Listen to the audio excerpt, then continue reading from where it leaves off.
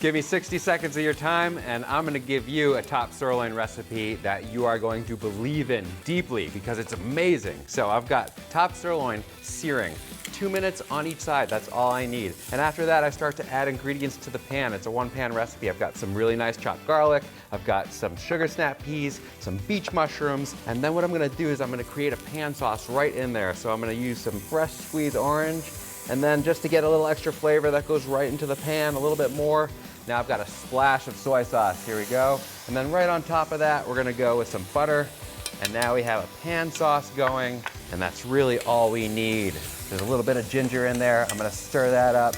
Look at that, it's so beautiful. Eventually I turn the heat down and I let the steak cook in that steaming liquid, and it's absolutely gorgeous. And then all I need to do to finish that off is drizzle some on my plate. And will you look at that? It really doesn't get any easier. That's a top sirloin recipe you can take home.